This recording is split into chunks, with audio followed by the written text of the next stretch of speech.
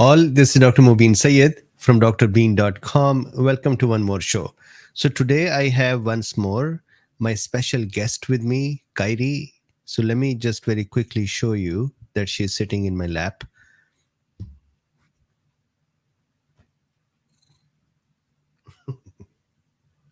Okay, so this is Kairi. All right. So the discussion today is about the glymphatic system of the brain. Brain was supposed to before 2012 was supposed to not have a lymphatic system.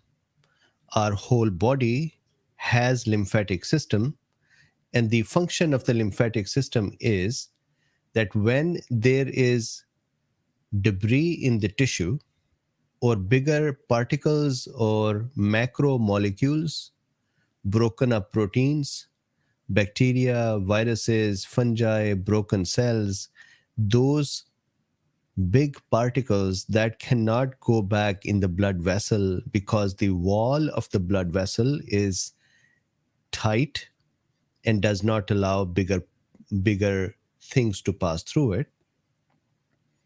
Such things then pass through the lymphatic system, and those that debris goes to lymph nodes of the local vicinity.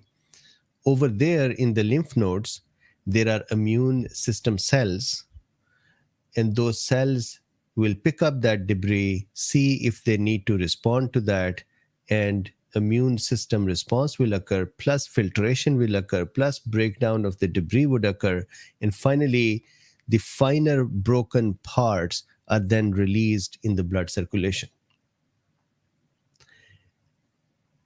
It was thought that brain tissue does not have a lymphatic system until in 2012 a Danish scientist found out that brain actually has a very sophisticated lymphatic system, and for that lymphatic system to operate there are special cells cells.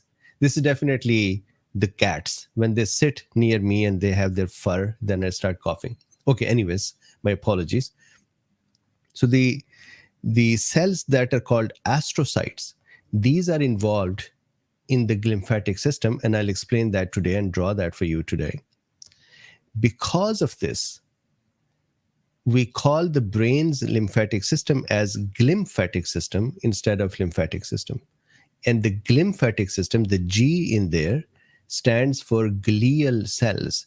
Brain's supporting tissue, connective tissue cells are called glial cells, and the astrocyte is one of the glial cells. Because of this, we say we have glymphatic system of the brain. Another important thing to note is that the glymphatic system of the brain drains through the deep cervical lymph nodes.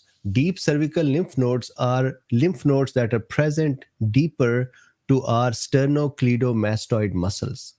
So sternocleidomastoid muscle, if you turn your neck, this muscle, which is a beauty muscle, I believe, which becomes prominent, this is the sternocleidomastoid muscle, and below this, deeper to this tissue, this muscle, are the deep cervical lymph nodes.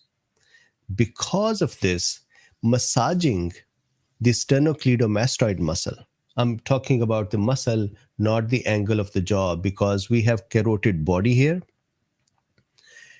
Massaging the carotid body would actually reduce the heart rate, and massaging it on both sides can reduce the heart rate so much that one can faint. So don't massage both sides together. One side, sternocleidomastoid, if you press on it, deeper to the tissue are the deep cervical lymph nodes. So that is one area of drainage. So when you press like this, you are actually moving the lymphatic fluid of the brain and sucking it downwards, emptying it or reducing it from the brain, which allows the new fluid to go into the brain. And that convection, that movement of the fluid would actually wash the brain tissue. The second drainage of the glymphatic system is in the olfactory nerve. So olfactory nerve is in the roof of the nose. The epithelium and the lymphatic tissue around that is also connected to the brain's lymphatic system. So we have an anterior drainage and we have two posterior and lateral drainages. This is why in COVID, when somebody develops anosmia, their glymphatic system becomes upset as well. Because of that, they develop neurological symptoms. This is why the UK study that said that those patients who had anosmia while they had COVID had more neurological issues and had more long-term brain tissue outcomes compared to those who did not have the anosmia. So the relation there, in the beginning, the thought was that maybe the virus is going through the olfactory nerve into the brain and causing the problems. But it is actually the glymphatic system's disruption and congestion in the brain as a result, which then causes pressure on the brain and abnormality of the brain function. So I hope this explains at least that why glymphatic system circulation is important. Now the second thing is, what is the glymphatic system structure? And then how does this circulation occur? And number three, how can our lifestyle choices of how we live our life affect our brain tissue? This particular paper that I'm going to be discussing, I have discussed this paper with the patrons before I went to Pakistan. I discussed it with them in Zoom calls. Then I discussed it with FLCCC as well. So if I can very quick. So if I go here, in the long story short with Dr. Bean, these videos, excuse me, role of the glymphatic system in sleep and brain health, intermittent fasting and brain health, Alzheimer's, sleep disturbance and brain health, and more, 3 more lectures that would arrive. These are all about the same topic that I'm discussing with you today. So my request is that please subscribe here as well. This channel, in my opinion, is a gold mine because all the vaccine injury and long COVID related topics are present in one place over here. There is nothing else here. My understanding with FLCCC is to present topics of my choice, and especially vaccine injury and long COVID. So with this, I have Kyrie sitting in my lap as well. Okay, so second thing, this is drbean.com. And in the description of this video, there is a link that would give you access to drbean.com at a very inexpensive fees. Then here is the study. This one, actually, this one. The Sleeping Brain, Harnessing the Power of the Glymphatic System Through Lifestyle Choices, Oliver Cameron and Jesbrand D. Vanderwerf. I think they are from Amsterdam, Germany, and a beautiful paper. What they have done is they have collected all the studies, or a lot of studies, that talk about the cerebrospinal fluid, that talk about the glymphatic system circulation, that talk about the effect of exercise on the brain health, effect of the fish oil on the brain health, effect of good sleep on the brain health, and so on. Great paper. If you decided that, hey, I don't want to watch these videos, then my request is to at least read this paper. Let me give you a very quick summary of what their point of view is. And then I'm going to start discussing the glymphatic system. What they're saying is that, number one, intermittent fasting is very important for a healthy glymphatic system. Why? I would explain that separately. Number two, Good sleep is very important for the glymphatic system. And what do we mean by good sleep? We can have sleep in smaller chunks. We can have sleep which is shallow. However, if we can have a sleep with high pressure, and what do we mean by sleep pressure? If you're really tired and you're exhausted and you go to sleep, you would, you would realize that you just become lost. You're gone, and then you wake up at some point. That sleep where you're just dying to sleep, that is called sleep with high pressure. High pressure sleep, initial within initial 45 minutes, starts a phase of the sleep that is called N3. I know that we are more used to talking about REM sleep and NREM sleep. This is a N3 phase. It is actually interspersed throughout our sleep, but major chunk of N3 sleep appears in the beginning of the sleep when we are at the high sleep pressure. During this phase, N3, our brain has delta waves going on. Delta waves are the slowest brain waves that are possible. And when these waves are working, our neurons and our blood vascular system and the glymphatic system, they all work in unison as a unit, and they act as a vacuum to clear the brain of the debris by moving the glymphatic system. If we don't get N3 sleep, our brain is not cleared of the debris. And the result is that the debris and the beta amyloids that start accumulating start causing dementia. So the authors have collected all the studies talking about N3 sleep and the effect of the glymphatic system and effect on dementia. So good sleep is the second thing. Intermittent fasting is another. Then they talk about the stress levels to stay down. Chronic stress causes steroid production, corticosteroids, which in turn causes inflammatory state, which in turn causes disruption of the glymphatic system. Then they talk about fish oil. And this, I have always talked about fish oil, and I always think it is important, and I have it at home and I take it once in a while. But since I read this document, I have been taking fish oil more regularly, more religiously. The reason for that I would explain as well as I show you my drawings, but fish oil is another. Then exercise. And they're talking about exercise, either 150 minutes of casual exercise in 1 week or 75 minutes of vigorous exercise in 1 week. Moves the glymphatic system. Then they talk about the alcohol levels or alcohols that is consumed. Lower levels, I believe 0.5 gram per kilogram.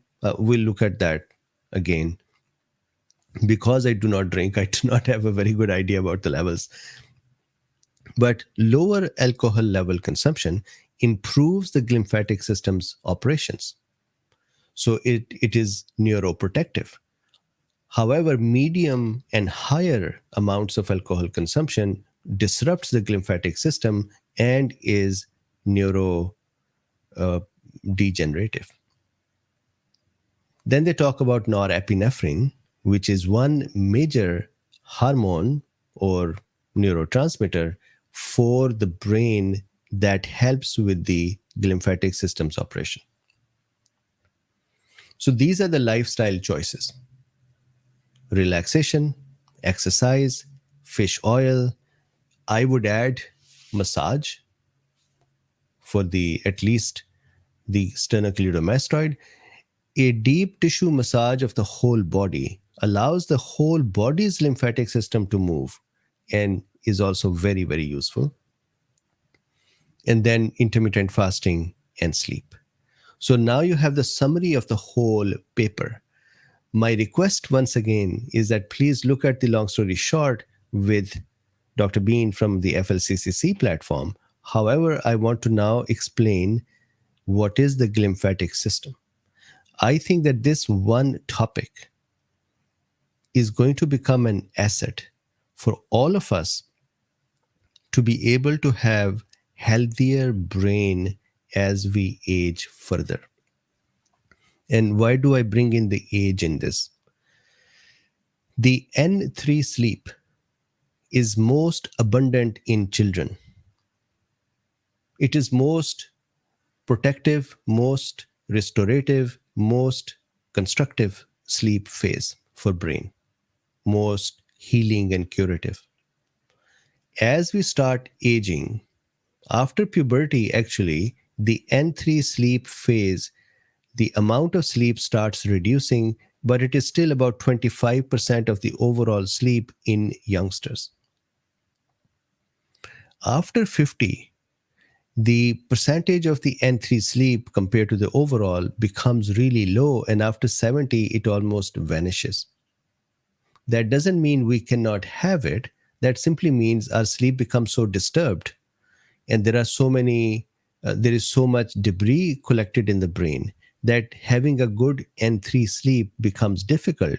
And for that, the process of, for example, taking a warm bath or doing exercises to exhaust yourself so much, or not taking naps frequently during the day to allow the sleep to accumulate and you have a sleep with higher pressure, meaning we have to do things to make sure that we can get N3 sleep.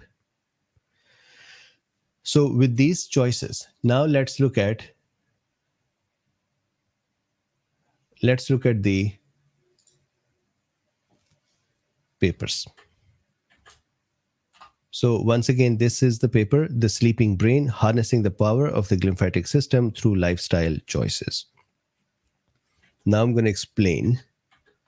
So these are the gifts for humanity. They're continuing. I had prepared this lecture in the context of intermittent fasting first, so I'm going to leave that for a second because I want to explain how the glymphatic system actually works. Excuse me. M. Gregory says, does sleep eye mask help N3 sleep? Anything that can help you have a more deeper sleep will be helpful. So if eye mask helps you with that, then sure. Petizik says, what if you can't sleep without noise? I listen to rain, thunder videos to fall asleep. Does noise interfere with the sleep? No. So as long as you fall asleep and you're deep asleep, that is fine. Whatever is the background, our brain can handle that. And I know that sometimes I need noise as well to go to sleep. Mark Schaffer says, does red light therapy help? Yes, it does, especially near infrared. That is very, very useful for brain health. Excuse me. Kim says, is it too easy to get too much omega-6? Sure, but in this particular case, the fish oil that is needed, omega-6 is needed. Okay, so with this, let's look at this diagram. So I'm going to give you, today this is all that I want to do.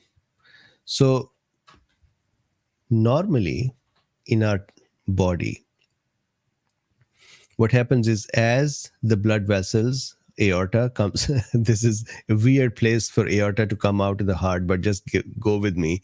When aorta comes out of the heart, it starts dividing. And with each division, the diameter of the blood vessels start becoming smaller and smaller, correct? To the point that at the end of the day, we end up with the tiny blood vessel called arteriole, which then becomes even thin and small called capillary. Capillary has two ends. One is called arterial end, where it is attached with the artery, and the other one is called venous end, where it will then become continuous with veins. And multiple veins will then collect together to make bigger and bigger vein, and finally veins would open up in the in the heart. Somebody is going to look at this diagram, is going to kill me for this. So superior vena cava over here and inferior vena cava over here. Well, the point is, these capillaries are responsible to offer the nutrients and oxygen to the tissue and to take away the waste products and carbon dioxide from the tissue. And as I said before, those bigger chunks present in the tissue that need to be washed away but cannot be because these blood vessels walls are do not have big enough holes to allow these chunks to get in there, these will be washed away through the lymphatic system. Plus, lymphatic system does, it looks at all this debris and sees what kind of debris is this and then produces the immune response and so on. Now, brain does not allow this behavior to occur. What is the behavior? This behavior is that the capillaries that are present, if I zoom in on the capillary cells or endothelial cells, they have gaps between them. These gaps allow substances to come out. Similarly, there are gaps in the endothelium and the venous end as well, which allow these substances to go back.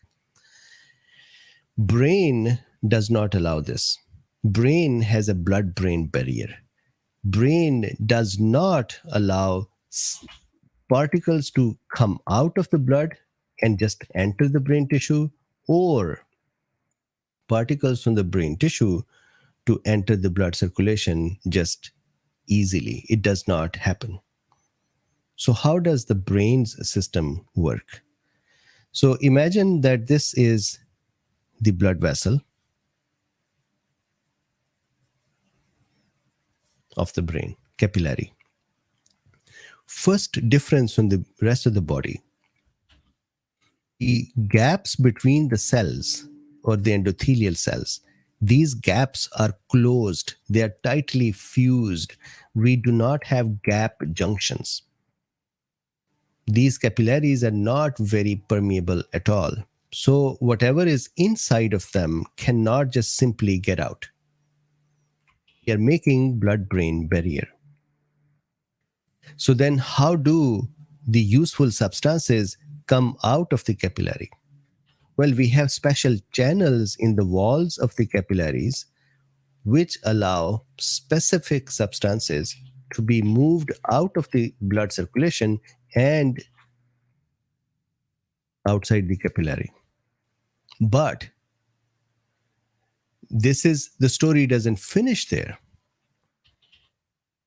Outside the capillary, there is one more cell that is shown here in my diagram as green cell. This cell kind of surrounds the capillary or endothelial cell. This cell is a pericyte. So this is the second covering on the blood vessel of the brain. Again, the point is to protect the brain from substances coming out of the blood vascular system and entering the brain. Then the story doesn't finish there. There is one more set of cells that makes this collar or sleeve-like structure around the blood vessels. This structure are the astrocytes. So here, this is a cell body of the astrocyte. The cell body is connected with many so the cell looks like a star because it has many branches, and every branch then dilates and makes a foot process. That foot process is then the structure that creates a collar around the capillaries. And this is a continuous collar. So all of the vascular system lives within a tunnel made by the foot processes of the astrocytes. Very protective structure. So that means whatever comes out of the blood vessel comes out in a space that is still contained by the foot processes of the astrocytes. This space over here, this space between the astrocyte foot process and the blood vessel is called perivascular space or paravascular space. When all of these spaces are looked at together, they are called paravascular spaces. Now, here is the important thing. This paravascular space or perivascular space, where there are substances, useful nutritional substances from the blood system are being pumped in this space. This space is already filled with the cerebrospinal fluid as well. This is what was not known before 2012. Before 2012, we just thought that there is a blood-brain barrier. These substances are pulled out of the blood through specialized channels, and then they're given to the brain tissue.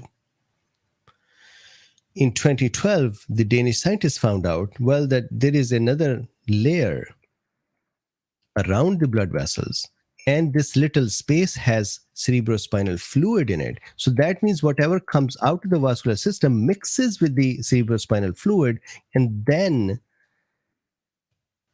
these two fluids mixed together exit this space, this collar, and they come out in the brain tissue. Now, for these to exit and come out, the fluid to exit and come out, hey, Kyrie, we need specialized channels. Brain is very, very, very, very protective. It will not allow any movement of anything without specialized channels, so it can have a check of what is moving and what is allowed and what is not allowed. So these channels here that are present in the foot process of the astrocyte are called aquaporins. Aquaporins. Aqua standing for water, porin standing for channel or pore. So these are aquaporins. There are many kinds of them, starting from aquaporin 1 to aquaporin 21. We are more concerned with aquaporin 4, which are the main channel that allow this CSF and the nutrition from the blood to be moved out in the brain tissue. So here, if you see, through these aquaporin 4, a mixture of the nutrients from the blood and the CSF, they are brought out. So now if you look at the brain tissue, here is the brain tissue itself. There are many, many neurons. These are doing all the working of us being us. And when these cells are working, they need a continuous convection flow of fluid around them. They need to be cleaned and washed continuously. So the aquaporin 4 allow the fluids to come out, which include CSF and the nutrition substances in the blood. Those fluids come out and they pass through the brain tissue. The brain tissue itself will be called interstitial tissue. Actually, throughout our body, all the tissue is called interstitial tissue. So brain's interstitium, or the tissue spaces, have this fluid that is passing through them. And when this fluid is passing, it is cleaning the brain tissue. It is providing nutrition. It is taking waste products away. It is taking beta amyloids away. And then it comes to the venous end. And the same structure as the arterial end structure is present in the venous end as well. And that is smaller particles and smaller waste products go back into the venous end. However, around the venous capillary, there is also the astrocyte making a collar and a pericytic space here as well, or paravascular space. The bigger chunks of debris are actually brought out in this space, and from there they just run along outside the blood vessels, but inside the astrocyte foot processes in that tunnel, finally to be draining in the deep cervical lymph nodes. So this process of fluid coming out, then washing the brain, then going out in the venous system all the way to the deep cervical lymph nodes or through the olfactory nerve. This is the flow of the glymphatic system. If I have made this much clear, then I have done a huge deal of function of work, because understanding of the glymphatic system is actually very difficult even for us doctors or medical students or nurses or NPs and PAs. Now, a little more about the astrocytes. Astrocytes are these cells, the blue cells, that are making this little tunnel around the blood vessels. As you can see here, astrocytes are cells with lots of branches coming out of them. That is why they're called astrocytes. They look like stars. And the end of the branches have dilated processes, which are called foot processes, which wrap around the blood vessels to create the tunnels. In these foot processes, these black lines that are made are the aquaporine channels. Now, here is a delicate and important point. If you can take this one away for the whole talk today, that would be sufficient. The aquaporine 4 channels have to be present only on the foot process and not anywhere else on the cell.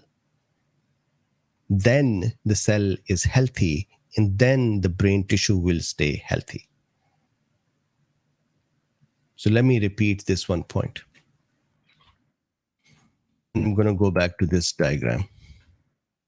This is the foot process of the astrocyte. This is the body of the astrocyte.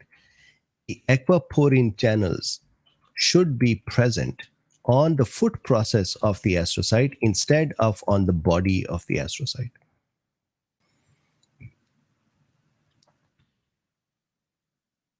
This is called polarity of aquaporins. Polarity means what? The aquaporins present on the foot process are one pole of the cell. Not present on the cell body is another pole of the cell. The cell has polarity. The channels are present on one end and not present on the other end. So we always want the astrocytes to be, or the aquaporins on the astrocyte to be polarized. Good. So if I go back here, if you see this astrocyte, notice where the channels are. This astrocyte has channels, those black lines. Some of them are on the foot processes, but a lot of them are on the body of the astrocyte. A channel that is present in the body of the astrocyte has no function. If you go back to this diagram once more, the channel that is present here, what will it move? The fluids to move are here. If you make a channel on the body of the astrocyte, what will that thing do? Nothing. It's a useless channel. On the other hand, if there is a channel present in the foot process, then it can help move the fluids. Because of this, we do not want channels to be present on the body of the astrocyte. We want channels to be present on the foot processes. Okay. As we age and as we develop inflammations throughout our age, infections, viral infections, bacterial infections, carbohydrates, autoimmune issues, immune attacks, allergies, so many reasons for us to develop inflammation. When inflammation occurs, then these astrocytes become activated and they receive the inflammatory markers or mediators. the astrocyte becomes activated. An activated astrocyte is a bad astrocyte. It is an inflamed astrocyte. It is acting as an immune system that is cell that is in defense mode. And an outcome of an activated astrocyte is that the channels start moving towards its body. The aquaporins start becoming or start losing polarity. So now think about it with me for a second. If these channels are not present on the food processes in the correct concentration, then will we have enough amount of fluid coming out towards the brain tissue to wash the brain tissue and provide nutrition? And will we have enough channels to allow the fluids to be draining from the brain tissue correctly? I hope your answer is no. We will not have enough fluid coming out. We will not have enough fluid getting out. Because there are less channels on the astrocyte food process, they are now found on the surface. They have lost polarity. This is what leads to dementias, Alzheimer, cognitive decline, memory issues, and so on. So I hope you have a question in your mind, and that is, well, I heard that Alzheimer's or dementia occurs because there are beta amyloids that pile up in the brain tissue. Why is Mobeen saying that it is aquaporin's problem? So let me explain that. Here, these black piles of trash is, let's say, beta amyloid. The aquaporin, when present in the correct concentration and amount, will allow enough fluids to move into the brain tissue to wash away the trash, the beta amyloids. Beta amyloids are produced all the time. They only become dangerous if they accumulate. And to wash them away, to clean them from the brain tissue, to wash the brain tissue off of them, is done by the aquaporins present in the correct amount, allowing the correct amount of fluids to move through the brain. If aquaporins are reduced at the right place, reduced in the food process, then beta amyloids will not be washed away correctly and they would accumulate, toxicity would occur, Alzheimer's, dementia, and cognitive decline would occur. So if I just massage my sternocleidomastoid this way, I have just moved my glymphatic system. Even if I have a problem with the glymphatic system, this is why many of the long COVID patients or vaccine injury patients, when they do massages of their body and head and neck massages, they feel better. Why? Because that congestion that is occurring, that lack of exit of the fluid and lack of exit of the waste products and lack of presence of new fluid, reduced amount of fluid, that all cause congestion in the brain and buildup of the waste products. So when you do this massage, although temporarily, but it helps move the glymphatic system, it helps move the fluids by suction, mechanical effect, and makes the patient feel better.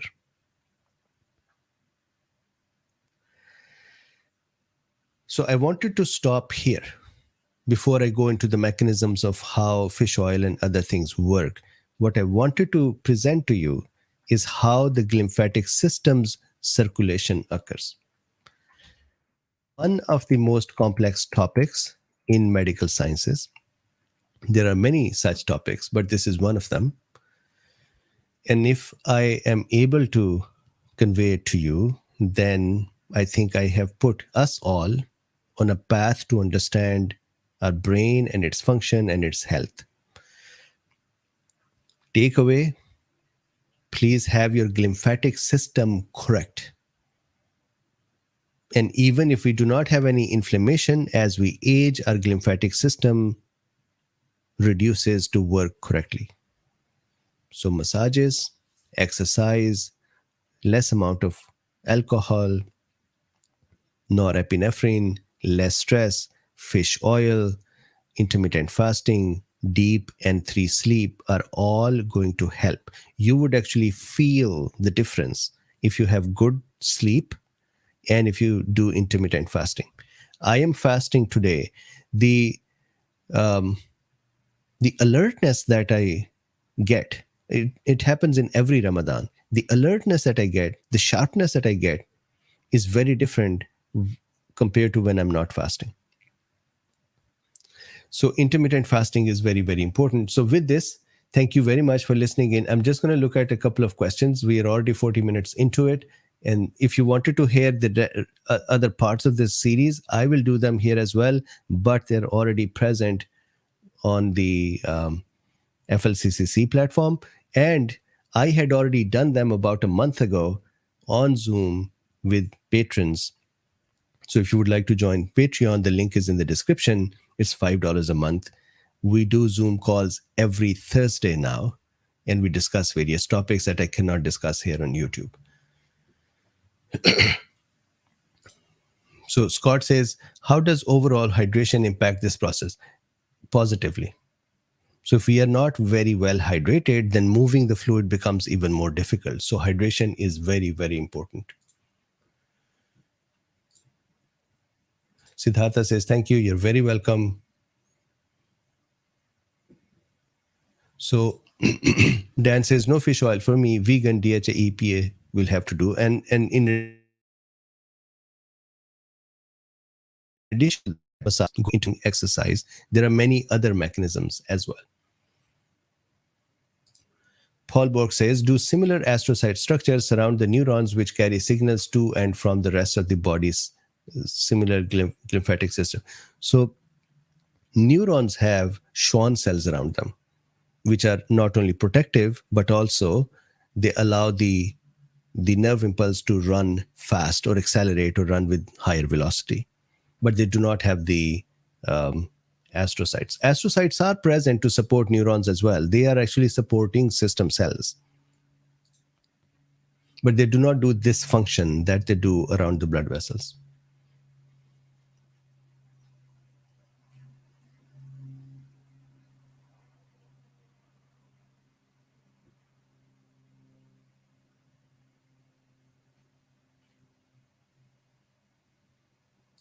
Correct. So omega-3, either as a dietary component or as a supplement, they both work. We actually produce omega-3 in our body as well. So endogenous or exogenous. M. Gregory says, amazing illustrations. Thank you very much. I do them to be able to communicate for you. Yes, fish oil is very good anti-inflammatory. Absolutely. And especially in the brain, what it does is there is a rich amount of fish omega-3 present in the brain, which allows the astrocytes to not become activated. That means it keeps the inflammatory state of the brain down, which is very, very important.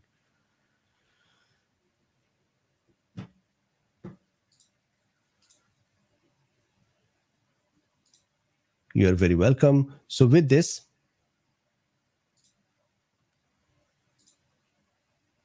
this is so easy to understand and follow. Wow, that would actually be so great if it was easy to understand, because this is a very difficult concept.